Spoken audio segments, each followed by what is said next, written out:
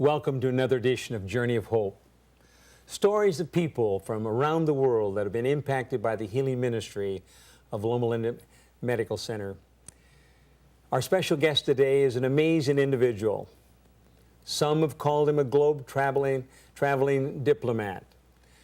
He has been around the world representing the United States and the United Nations. He's the highest-ranking American at the United Nations. Ambassador Joseph Reed. I'm so glad to have you here. Thank you, Dr. Ambassador Martell. Reed. It is good to have you here on this program. And there are people from around the world that are going to be watching this interview. And you're an individual that has been a friend of mine for a number of years, and a friend of Loma University Medical Center. Absolutely. I want to learn a little bit about your background. We're going to share about your background and then about your experience in cancer and your relationship with the medical center here. But why don't you tell us where it all started, where you're from, a little bit about your dad, and about this exciting work that you've been involved in at the United Nations. Well, thank you very much, Dr. Martell. It's a great honor for me to be on this program with you. And I am an ambassador of Loma Linda Medical Center. I know you are. A number of patients have come here because of your influence. Absolutely. And I myself am a cancer survivor, having taken the proton therapy treatment 18 years ago. It's been 18 years. At the introduction of Elder Wilson. Yes, you're a friend of Elder Neil Wilson, who is the former General Conference president. Correct, and a great, great, great, great man, and also a great friend. And it was he who introduced me to Dr. James Slater. Okay. And it was 18 years ago, and I came to tour the Proton Center, and 18 minutes after I was in the building, I turned to Dr. Slater and said, "When can I sign up? When can you sign up?" You were all ready to start. Well, why don't we start back? Tell us where you were raised and a little bit about your journey into the work that you've been involved in for so many years. Well, I was born in New York City and raised in Connecticut, in a town nearby New York, and then went to boarding school, high school in Western Massachusetts in a school called Deerfield Academy, and then went to Yale University. So you went to Yale? And graduated from Yale and went to work at the World Bank. Okay. And then from the World Bank, I was the private secretary to the then president of the bank, Eugene Black, who was a great American. And he retired from the World Bank and went back to his original place of work, which was the Chase Manhattan Bank, and was a key advisor to David Rockefeller. Oh, was he really? Absolutely, key advisor and a key director of the bank. And he and I worked with him and for him. And then when he retired from the bank, he recommended to Mr. Rockefeller that I join his staff, and I became chief of staff to David Rockefeller for 12 years. For 12 years. Well, nobody just happens to become involved in relationships like this. Who was your father? My father was Joseph Verner Reed Sr., and he was originally from Denver, Colorado, and moved east and married my mother in 1929. And he was a wonderful, wonderful man, and I think about him every day. And he was a philanthropist and also a developer of real estate in Florida. And in fact, there's one whole area that was an island. Yes, an island. An island that he was really responsible for developing. He developed an entity called Hobe Sound. Hobe Sound. Hobe, H-O-B-E Sound. Okay, Hobe Sound. Which is now Jupiter, and the island was Jupiter Island. Oh my! And he developed that. And there's a club called the Jupiter Island Club, which now has an 18-hole golf course. When he acquired it, it had 6 holes sand. Really? So it's really been developed. And then I became chief of staff in Mr. Rockefeller's office. And I'm one of the few people that don't call him David. I still call him Mr. Rockefeller. Well, I think that has to... I want to share something here. I pulled some things off of the internet and then made contact with a very close friend of yours and had some things sent out to me. And I want to share what this particular writer has written. Few Americans are born with a silver spoon of such antiquity in their mouths as Ambassador Joseph Verner Reed. In a country as young as America, those who descend from the first pilgrim settlers who came to Plymouth by England's Mayflower, now called the Mayflower Society, are as close to aristocracy as they come. Yet, while the citizens of the American democracy respect such lineage, their admiration is harder to come by. In the face of a so-called aristocrat, the average hard-boiled American will turn a cool eye and ask, yes, but what do you do?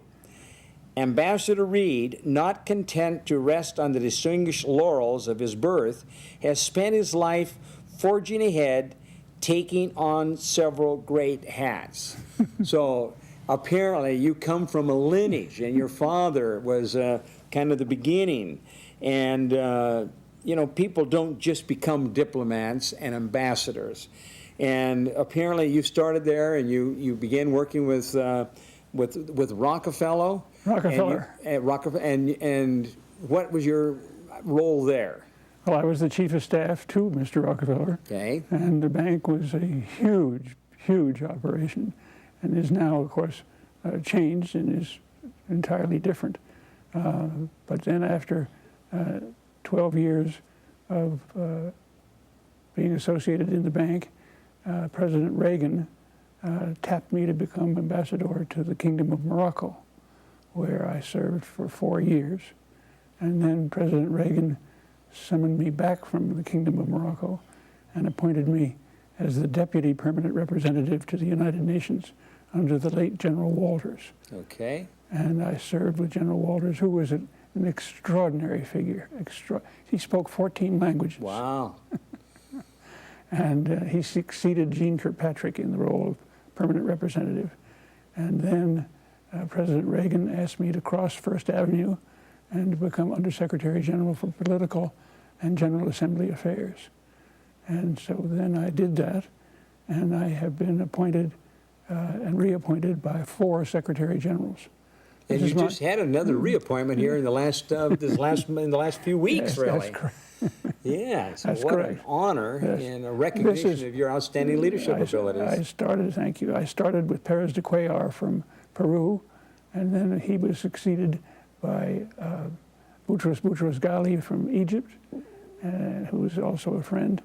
And then my colleague, Kofi Annan from Ghana, he was elevated to Secretary General, and he appointed me to the Staff Management Consultative Committee, which is the highest ranking committee in the United Nations, where I served for 12 years. Really? 12 years. 12 well, years. now, if I understand... And then, Dr. Martell, excuse me for interrupting, but then Ban Ki-moon from Korea, he came on as the current Secretary General, and he immediately reappointed me and then reappointed me just now. Just in the last couple of weeks, I know. Yeah, you know, this is 4 Secretary Generals, all different, all friends, and all have been superstars. Well, I saw one, a number of different articles, and one was calling you a globe-trotting diplomat because I saw in one of the articles the horrendous schedule that you've had in traveling around, all around the world and carrying on all these different reasons. I had the privilege of being chief of protocol of the White House and being on loan from the United Nations, by the United Nations to the United States under George Bush Sr. Mm-hmm. And in that capacity as chief of protocol, I accompanied the president to 33 countries. 33 countries. I can only imagine what your passport or passports, you've gone through a few passports. Yes. They've been stamped so many different times. And how long were you chief of protocol? 3 years. For 3 years. Yes, and it was a very exciting time. And we had the visit of Queen Elizabeth on a state visit. And then we had General Secretary Gorbachev. And we had, the United States is unique in the fact that it has a state visit a state visit, which is a very complicated piece of business, very complicated with the moving parts. The United States hosts a state visit every month except for August. And you compare that with Great Britain, for instance, and they have 2 state visits a year. Wow, a big, big difference. Well, one of the articles I saw here was talking about your work, and we're going to look at a couple of slides here in just a moment. This particular article talks about Ambassador Rees received his training for the world of globetrotting diplomacy the old-fashioned way, born into it. And it talks about your father and about your mother here. It says that they saw to it that their children were exposed to the world from a very young age. Ambassador Reed's father is also credited with creating the exclusive enclave, the Hobie Sound, in Florida. Then it talks about, after graduation, going on to Deerfield. And one of the articles here talked about you're inviting, apparently, all of the people there in the D.C. area to a particular dinner. I mean, something that they credit you for. Let's take a look at a couple of the pictures, and you tell us what they are. All right. So. Oh my goodness. This one is. This is. That's interesting that the white flag. You see the United Nations flag, the blue flag, and then the white flag is the reserved for those who are ambassadors of the United States of America to the United Nations, with the white field for peace. Okay, and it looks like you got some heavy badges on there, enough to throw somebody's back out. Let's take a look at another picture here. That's a picture taken on a visit with President Bush to the Kremlin, and there we are, right at the foot of the Kremlin. Right in front of the Kremlin there. And there it was also with President Bush. My goodness, look at that. It was at the Great Wall, and it was freezing cold. Freezing cold. Well, you got a nice top hat there to help out. And there it is, my Lord, I look so young there. That's with President Reagan in the Oval Office on a visit that he had extended to the late King of Morocco, King Hassan. Okay. And that was in the Oval Office. And there... We got, I think we have one more. I can't pull that one up, but it was... It was at the General Assembly. Yeah. At the Parliament of Man. Let me see. We're going to quickly pick it up. There we are. That's the one I wanted. Well, when the United Nations was founded in 1945 in San Francisco, there were 52 countries. Today, there are 192 countries. And when I first started as Under Secretary General, there were 154 countries. 154. So now there are 192. There was something very special about that symbol and the logo. Did you want to comment on that? The logo, which is in the Great Wall behind my head there, that is the official symbol of the United Nations, which was created in San Francisco at the founding. And the marketing people tell us that this symbol of the United Nations, the symbol of peace, is the most recognized symbol in the world. So because it's in every town, village, hamlet, apparently all over the world. That's what the work of the United Nations is. Well, you have traveled around the world. You've rubbed shoulders with some of the most important people in the world. And yet, being in a position of high influence and leadership, you still were confronted with the sobering reality that you had cancer. That's right. And this happened about 18 years ago, and you ended up coming to Loma Linda. And as a result of, and we'll talk about that, but as a result of your treatment here, you've become a friend of the institution and really strong supporter. And a strong supporter and an ambassador for Loma Linda University Medical Center. Have the highest regard for Dr. Slater, who I think, personally, should have been awarded the Nobel Prize for Medicine, and perhaps he will be. Well, I know there's a number of us that feel the same way, and we just need to have the right people in the right position to be able to affect that. But tell us, what happened when you were confronted with the words that you have cancer, and you had cancer in the family, and I know that your wife has been affected by that. And she's being treated as we speak for cancer of the lungs, and very successfully so, with Dr. Bush in charge of the team that's taking care of her.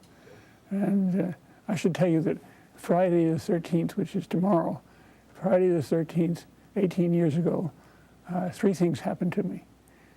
One, I lost my father's hat in a New York City taxi cab.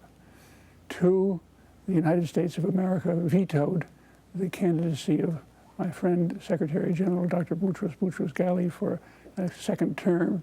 And 4 o'clock in the afternoon, my general medicine doctor called me and said I had prostate cancer. So you know that it's a historic date. For Friday many, the 13th is really quite a remarkable day. All right. Well, now, how did you feel? I mean, what kind of an impact did it make upon you when you had cancer? Well, I was so lucky. I had gone and made investigations at various hospitals and didn't like what I found, which was the golden rule was to put you on the operating table and to cut you open and to take out your prostate. Well, I didn't like that. And so by chance, by absolute, the Lord had a hand in this, that he had Elder Wilson come to call on me at the United Nations.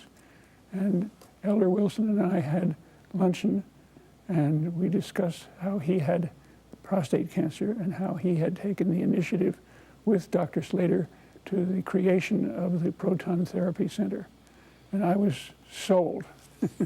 Well, as you know, this is a religious institution, Right. and we have thousands upon thousands of people that are diagnosed with different types of cancer, and only a few come to Loma Linda.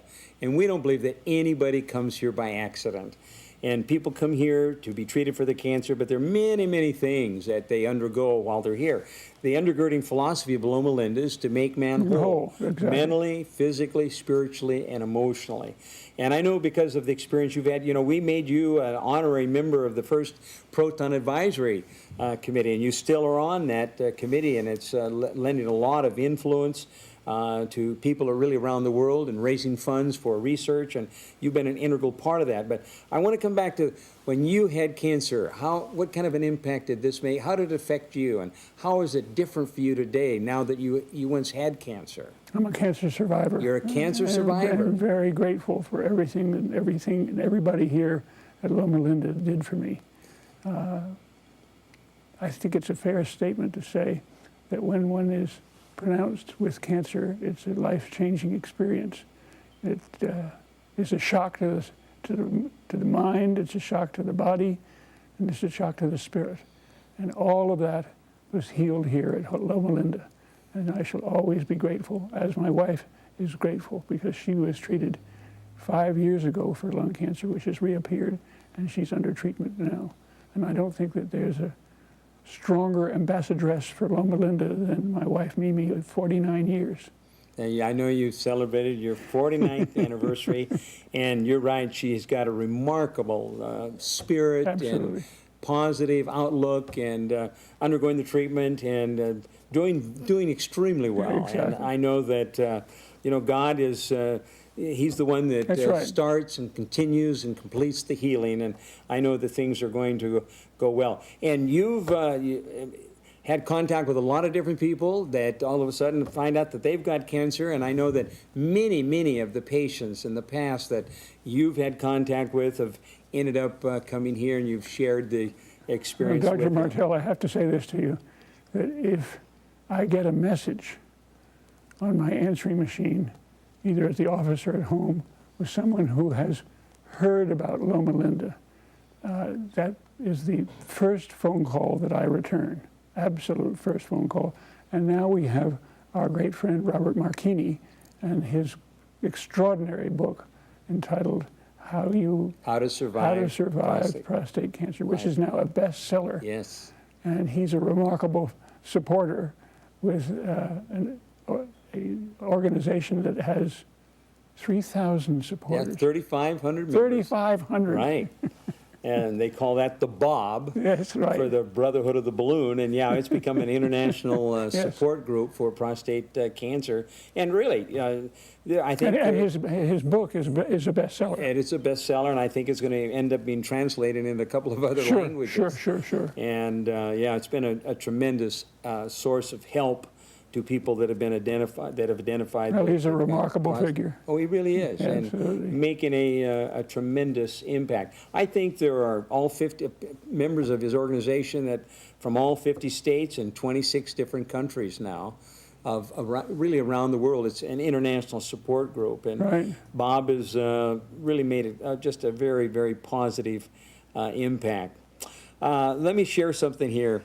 It talks about Morocco was your first official brush with the diplomacy when you were important. And Morocco, it's interesting to note, Morocco was the first country on earth to recognize our infant republic.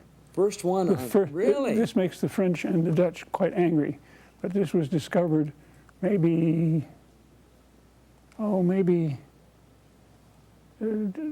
years ago, 20 years ago, by a researcher from Casablanca in our national archives.